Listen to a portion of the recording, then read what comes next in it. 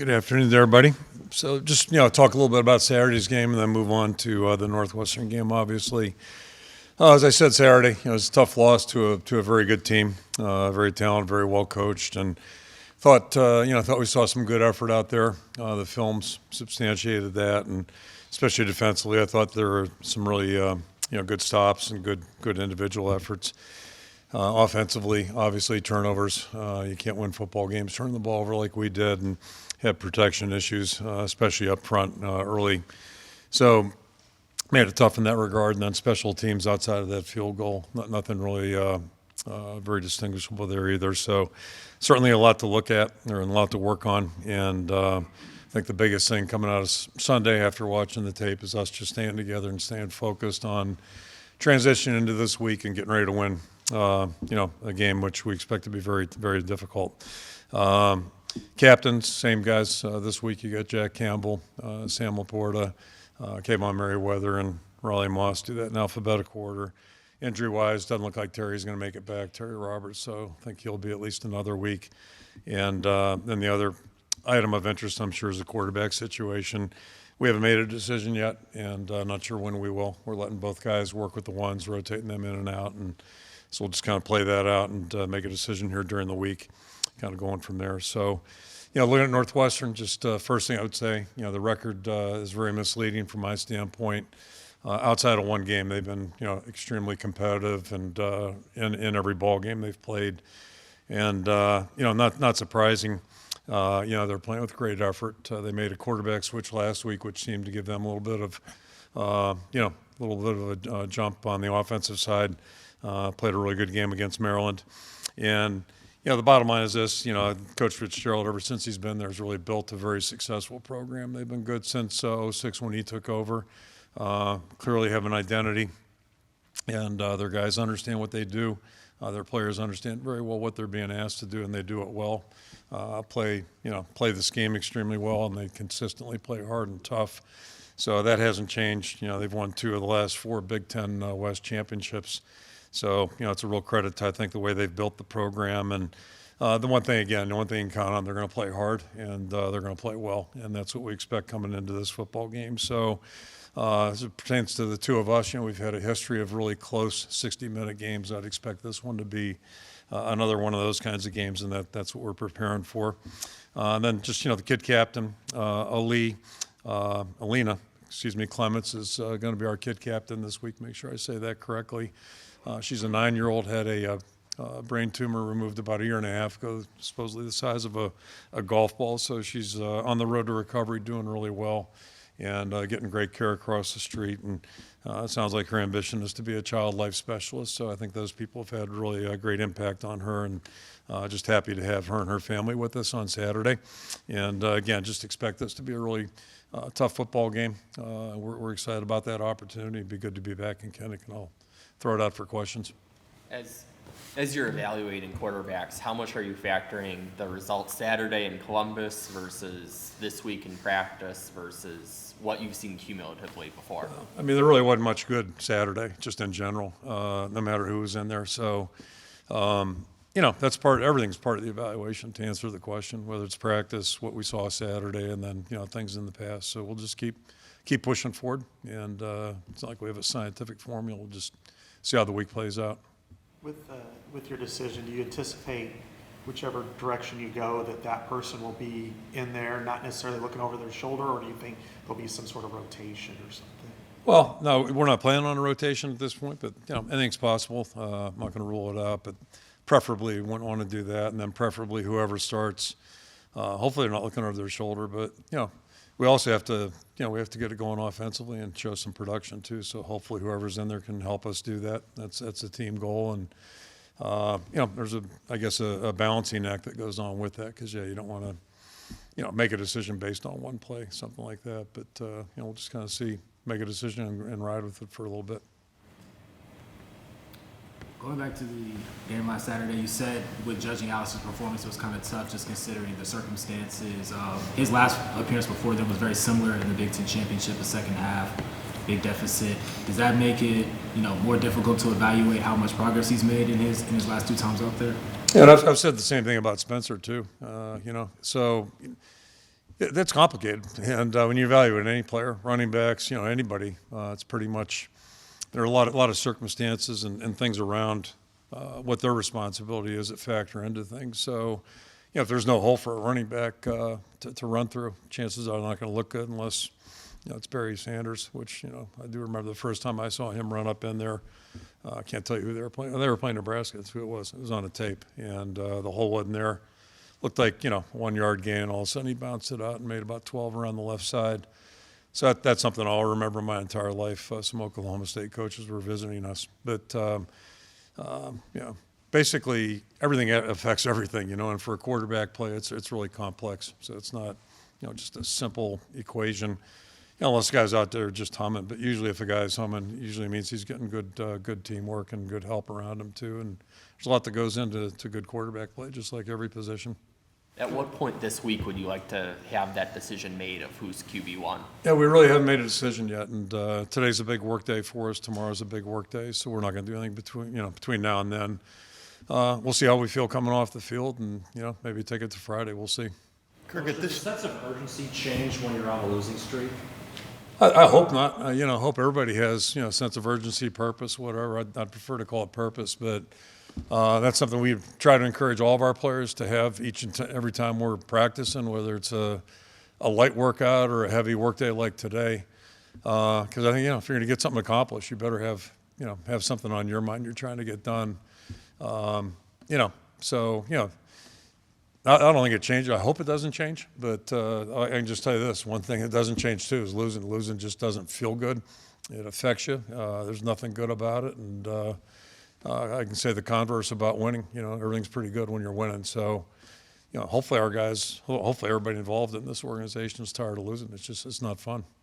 Kirk, at this stage of the season, how often do your ones go against your ones? Not a lot. How hard does that make it to evaluate? We're still going against good players. We'll go ones against twos, and let the guys compete pretty hard. And we did some of that this morning. We'll do it tomorrow again. So you can evaluate players. It's not just even against air. Sometimes it can be telling. Not that it's competitive, but just how guys operate and how they do things. When you look at the offensive line, I assume you're young, they're green, you've had that happen before, and then you've seen some growth, and then they've taken leaps. Yeah. Have they been able to make enough growth to where you think that, okay, a leap is coming, or has it just kind of stagnated at a few positions? It's a little bit of a mixed bag to that point. And I thought we made strides a couple of weeks ago. I said that after whatever game it was, game 4 or 5.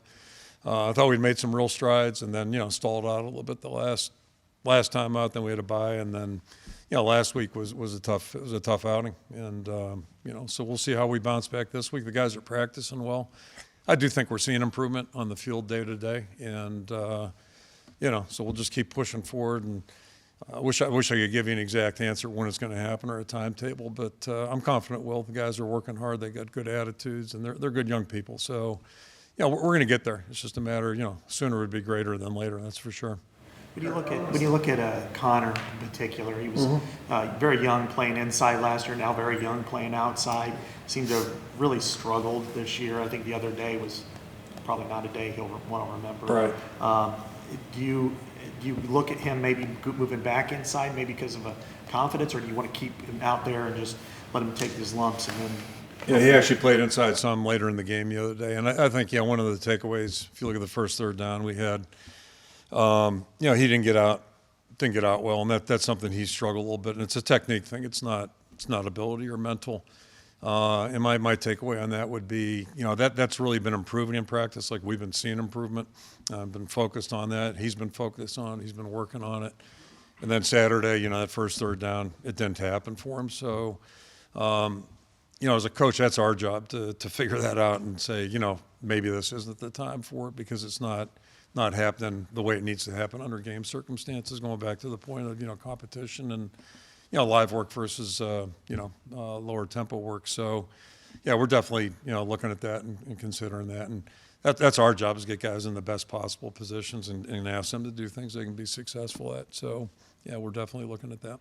I didn't see Jennings dunk around the two deeps. Is that injury related? Yeah. Okay. Yeah. He wasn't there last week. I guess we probably should announce that, but, he had an injury. He's not sure when it happened or how it happened. I know it happened on a football field. So I guess maybe that's a good sign. But anyway, so he's got something that's going to hold him out another couple of weeks probably. Arlen talked about holding guys accountable on the offense, being hard on each other. Have you noticed that in practice? And how is it possible to hold guys on the offense accountable while still supporting them, kind of balancing, holding accountable, if not, you don't want to be Mr. Nice Guy? Sure. I mean, we all have expectations. That's part of being a team. And, we've agreed on what as a team, players and coaches, what we think the standards are and what we need to be doing. So that's what you're striving to do. And you can be, hold each other accountable. There's nothing wrong with that and still be supportive of each other too. And it's kind of like a family. Families argue and quarrel typically. And, first time I agreed with my wife too much about her side of the family, I learned a really important lesson. Don't be too agreeable. But anyway, don't state the obvious. But so you can do both. And I think that's one thing that's really shown true with our guys. They're close with each other. They care about each other. But they'll tell it like it is too. Do you remember any specific examples this week in practice? Has this week looked any different? No, I mean, I thought we had a good practice today. I thought the guys were focused. I'm watching more of the offensive side than defense. Thought they were focused and doing the things they were supposed to do. So, hopefully we'll continue that, and hopefully we'll see some growth and improvement come out of that. Arlen also said he feels like we're letting the defense down in some ways. What do you do as a head coach to keep those guys motivated? Well, a couple things. That's football. And I know I said that Saturday too, right? So I'll qualify that again, just so I don't get in trouble. Football is a very dynamic thing. You just never know how things are going to go, how a game's going to shake out, and it could be week to week, it could be season to season. Every year's a little bit different. Every story's different, but good teams understand. I mean, it's really about the effort and commitment you make, the work you're putting in, and sometimes conditions will dictate, and 04 is a really easy one to pick. We weren't going to run the ball very well that year. We weren't very good up front, and we'd lost a lot of good running backs due to injury, so that just wasn't going to happen. It wasn't realistic. But, everybody was cognizant of that. Nobody complained about it. Everybody just, okay, that's what it is, and let's find a way to be successful. And I think that's typical in any season, and sometimes it happens during the course of the game where, you can't, neither team can stop each other. Then there's other days you can't, neither team can make a first down, so you find a way to be successful. And, the better everybody understands that, the better off we'll all be. And, there's no sense really worrying too much about what's the terrain look like right now. Hey, that's what it is. How do we come out successful as a result of that? And if guys on the team understand that concept, then I don't think you have issues with, the teamwork part, as long as everybody's doing what they're supposed to do, making the contribution they're supposed to make and putting the effort and commitment in that, that's part of being on a team. Do you think it's sustainable to have the defense and special teams at the level that they've been while the offense has been at the level that it's been? It hasn't worked the last couple of weeks, no. So, I mean, obviously we want to change that formula. Get the offense in a place where we can, be successful. We've done that in the past. Northwestern has won here 3 times in a row. They're all different games, 16, 18, 20. I guess any commenting though to you that, that you need to correct, I guess, to get I don't think so. I think, the bigger picture is what I was alluding to earlier. Whether it's home or away, it's never easy. It's when you play Northwestern, when we get together, it just seems to be, and I'm thinking about some of the losses up there, I guess, that just, stick with you. The one guy blew out his Achilles, I think, right on that last play. I mean, it just, and what a great play it was. But, if he had to get hurt, I wish it happened earlier, I guess, is what, I don't want anybody to get hurt. Don't misconstrue that, but you understand. So, I mean, what a play that was. And, those things stick with you. There was that one in 05, I think, which, I mean, it's tough to sleep after those. So, but it's kind of been the history of the programs, at least the last 20 years. We've just had some crazy games back and forth, and it's never over. It just doesn't seem like it's ever over. So that's what I would expect here Saturday. On Deontay Vines, he was a breath of fresh air today. He seems like a real confident guy. How much impact do you think is realistic for him to make these last 5 games? Well, we'll see. I'm hopeful we'll see some impact because he's a good football player, and we've known that for a couple of years. Well, let me rephrase it. We've suspected it, and then we got him out there, especially last spring and this summer, until he busted that bone. So it's been really encouraging. He came in and just, he's just had such a crazy, unfortunate path of just, injuries. And it's just, nobody can predict that. But it's funny, I caught myself thinking about that last week, and I'm thinking about him in the same way of Logan Jones. You're excited about him because you're excited about what you see them do in practice, and then you catch yourself, hold it, this guy really hasn't played a game yet as a Hawkeye. And the same thing with Logan coming into the season. He hadn't played a game as a center, yet he gave you a lot to be excited about watching him practice. And I feel the same way about Deontay. So hopefully he can help the effort here over the next 5 weeks. And getting him and Nico back, that should help, and help Arland out there a little bit, and and getting Brody back working. He's getting better every week. Hopefully it helps. Yeah, you're good. There are a lot of times when you want, when you're in a situation like this, you have the tendency to look under rocks, any places. We're doing it, you're doing it. I'm sure trying to figure out right now is it better to constrict the play designs and the concepts to a bare minimum, something you can do, or is it better to look around and say, well, maybe we should try something different? Well, yeah, I think you look for some things that might give you a spark, or maybe something, a little wrinkle or whatever, but it's got to fit in with what you do. It's got to be somewhat similar to something you have done, you've practiced. When you start just drawing stuff up, that typically doesn't work so well. If it's not something you touched on during the course of camp or spring. But there are a lot of things you can tweak things, or come up with variants off of maybe something you do that will maybe give your opponent a challenge or a problem. So yeah, you're always looking for those, but you can't stray too far away. And then also I think you have to make sure, rule number one is just make sure whatever you're asking your players to do, they're capable of handling that. And it's not going to overload them somewhere else, or affect something else that might be already established for you. So yeah, that's part of our job too, to try to evaluate that. But yeah, we're looking for anything, maybe a spark play here and there that can get us going and ignite us. Well, when you look at the jet sweeps, against Illinois, they didn't seem to work even when you were just motioning, and that's it. But they've worked in the past, and they've worked it time to time. Is there a resistance to do it too often to where they just become part of the normal motion, or do you feel like that could be an area where you can grow or do something more that maybe can help?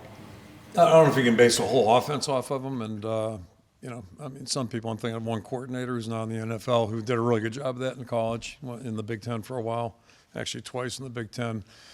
But that was kind of his DNA. Like, everything came off of that, and seemed to work pretty well for him. So, but in our case, it's something that we talk about week to week. Like, it's always a part of our discussion, and then we try to figure out, okay, where's it fit, how much of it fits, that type of thing, and then factor that in with everything else we're doing. Screen passes really haven't been very effective this year. What do you attribute to that? Really, nothing's been consistently effective, and that's probably the biggest thing right there on that discussion. Screen passes are like anything else. It usually takes a degree of execution, unless you just get lucky every now and then. But whether it's a tunnel screen, quick screens, or the drop back screens, there's coaching that goes into that, and you can draw them up, you can do them, but do you really know how to execute them? And I think that's probably the challenge. We have been really consistent. Yeah. In the running game, your running backs seem to be running pretty hard and doing a good job other than dropping the ball the other day. But there were some, it seems like there are some holes, but just one player is out of place. Is that kind of commonplace right now, where it's just one player getting beat, maybe not getting to his aim point, not getting vertical, all those kinds of things? Yeah, it is. I'm thinking of two plays right off the bat. You bring that up, things pop in your head. The Illinois game, there was a play in particular where we were pretty much one block away from maybe taking it to the house, but we weren't there. So it ended up being a 5-6 yard gain. And I'm thinking back to our second home game. I think it was same thing. There was one of those where just 6 inches more, and maybe we're in the end zone, but we weren't. So that's a challenge right there. So and there are some plays where there's just nothing there, and that's a big issue. But on the ones when you're making 5-6 yards where you might have a chance to get beyond that, those are the ones that you got to somehow, some way, find a way to convert. And Northwestern does a good job. Their safeties are really involved in the run stopping, and they do a really nice job. Those guys tackle well, and they've been doing that for a long time. So, there's going to be a challenge there, trying to, it looks like you got a chance for a good play and it ends up being 4 yards, so those types of things. And that would help get us over the hump a little bit if we could hit a couple of those. I realize, it's always one game at a time and whatnot, but you could go from anywhere from 3-9 to 8-4 here, these last 5 games. I mean, just that difference, I guess, just big picture, how important is it to generate some momentum into the offseason and whatnot?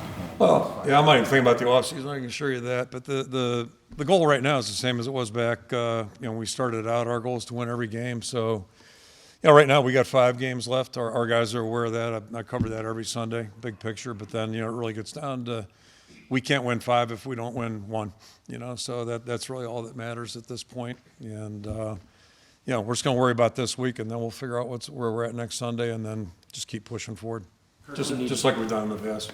Kirk, with the way the offense is right now, have you sensed any difficulty in coaching the guys in terms of keeping the frustration level down and keeping their confidence up as you continue to go through the final 5 games? It's hard to have confidence if you aren't seeing results. We went through that in 2000, 99, 2000. At some point, you have to show some that you're gaining traction. And gaining traction is really an important thing. And there's no way to predict when that's going to happen, and there's no guarantee it is going to happen either. So that's the other part of that equation. But you just keep working at it.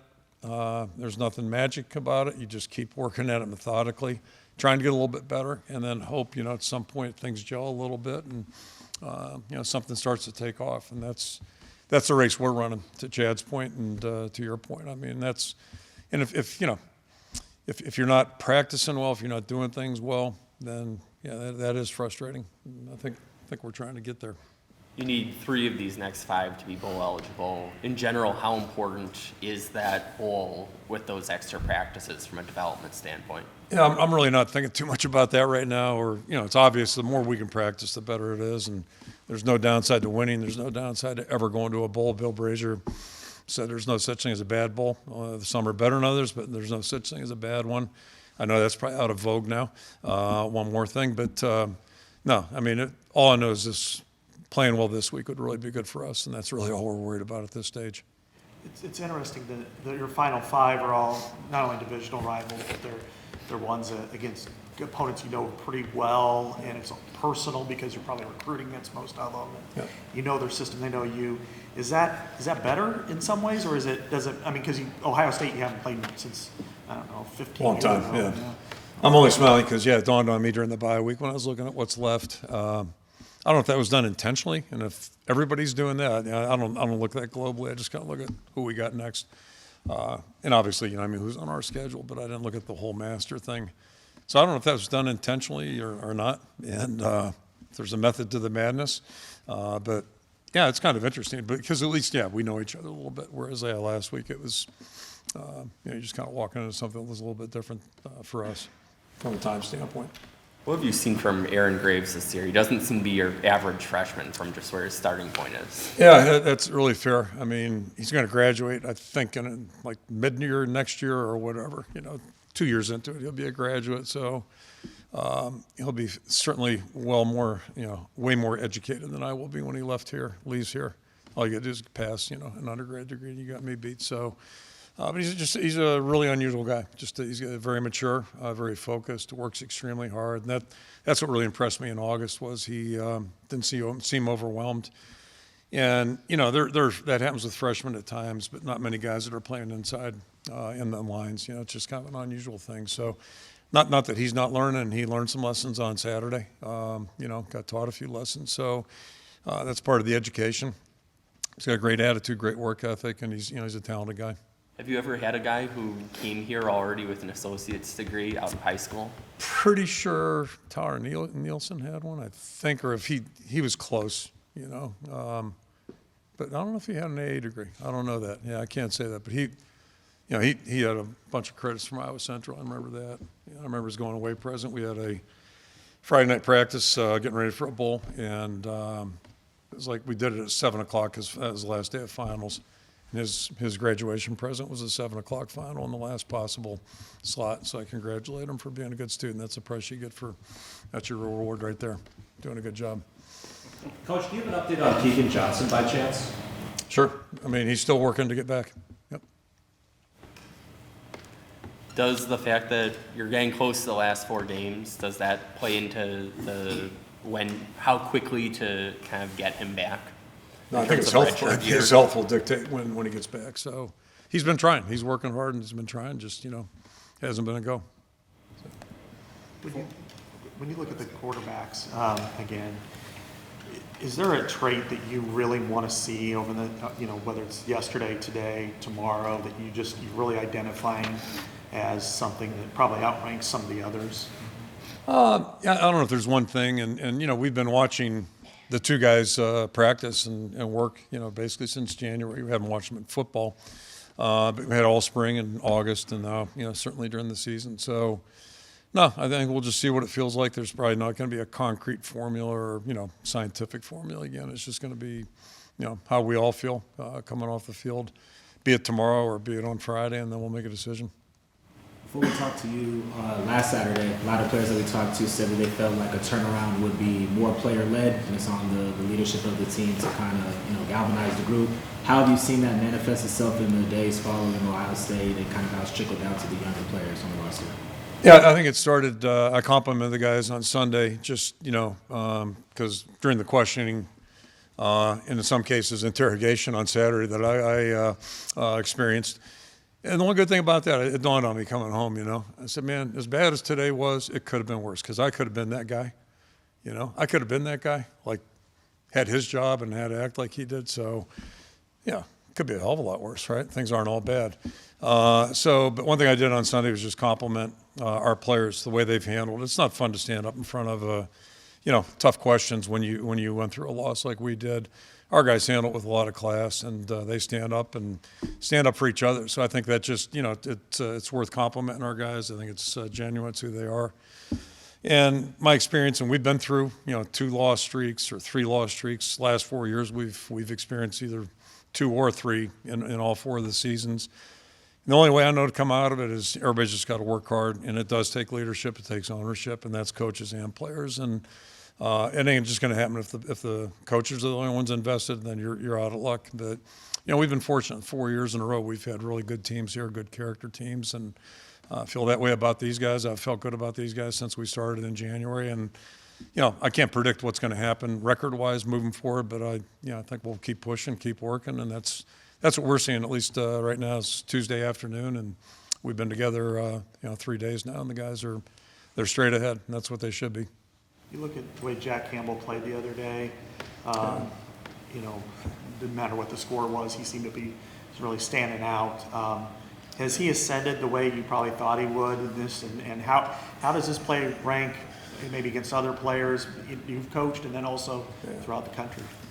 I mean, yes and no. I don't know if I could have predicted, what his path was going to be, but I think all of us felt just really good about Jack. Through the recruiting process, watching him in high school and just everything he did. Then you get to know him, through the recruiting process, and then more importantly, you get him on campus and just watch how he does everything. And it's not just on the football field or in the training period. It's everything he does. It's just he's a really humble guy, hardworking, and I hope everybody's enjoying watching him perform and compete, because if you just focus on him, that's a pretty good day. Just watching what he does. And then we're lucky because we get to interface with him on a daily basis. Everything about this guy is just, from his toes to the top of his head, he's all football, all about being a good teammate, and stands for everything that you want. And, we got some guys on that wall over there, a lot of other guys too, not just guys on that wall. I don't think Yonda's on that wall, but we've had a lot of good guys come through here, and he's certainly a really special player. We're very fortunate. You said that the offensive players, of course, they want the support of the defense, but they don't want their sympathy. They shouldn't want their sympathy. Can you kind of explain what he means by that?